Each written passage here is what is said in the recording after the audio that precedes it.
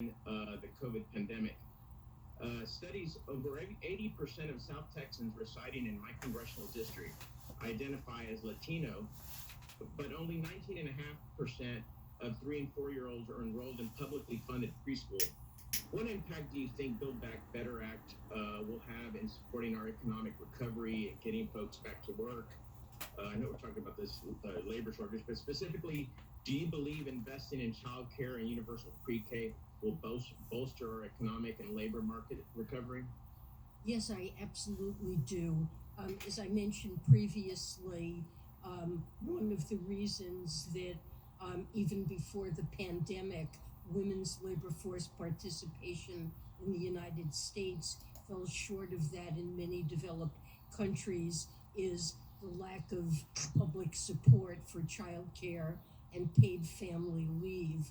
And during the pandemic, this became so much worse because of the issues in childcare and schools not being open, but many childcare facilities closed, and people who work in childcare that involves face-to-face contact, health concerns have held people back from going to work there.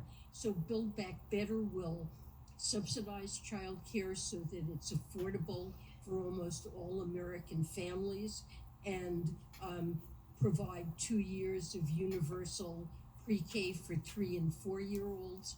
And research that Treasury recently summarized in a working paper shows that this will boost labor supply, particularly that of women. And more recently, the Congressional Budget Office also published a paper that opines that this is likely to have positive impacts on employment. Thank you. And as you know, in the CARES Act we established the Paycheck Protection Program, which has been administered by the SBA in concert with Treasury to provide economic relief and emergency payroll support to small businesses hit most by the pandemic. The program provided a lifeline for many small businesses in my district and across the country. But however, we reached a struggle to reach businesses in communities of color. And as I mentioned earlier, over 80% of my district is Latino, and over 19,000 businesses applied for PPP. Only 23 and a quarter identified as Latino. How can we look at this information and learn how to better reach minority-owned businesses to ensure they have the same access to these resources? And what are we doing to make this happen?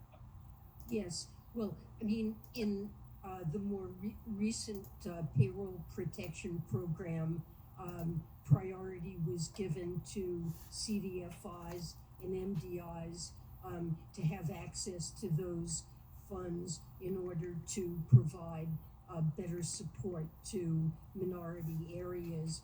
And going forward, Congress has provided considerable resources to CDFIs and to MDIs. And what we've found is that these institutions have great ability to reach businesses in underserved areas. So the CDFI program that we run in Treasury is very focused on making sure that that support gets out, and we expect these institutions to play a significant role in the state small business credit initiative that we recently issued guidelines for.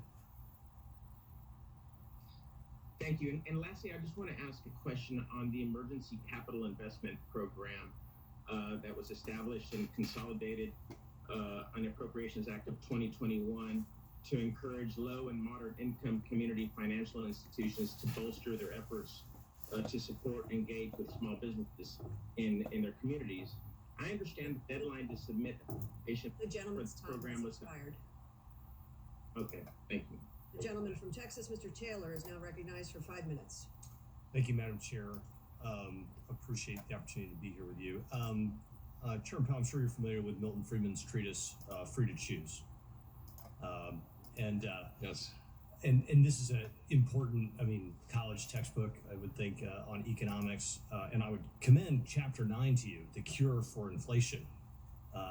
It is, I think it is, Mr. Friedman lays out some important premises of what creates inflation.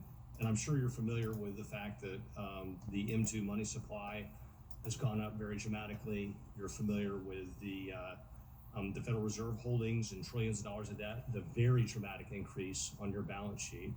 I know you're aware of this because you were there. And the money in circulation. And this comports with, again, going back to Chapter 9 of Milton Friedman's book, and he goes in and talks about the inflation that took place in the 1970s, and he has a series of charts showing the supply of money. So here's the United States, and he goes on and shows the supply of money in Germany and Japan and the increase in prices, and then also the United Kingdom and Brazil. And so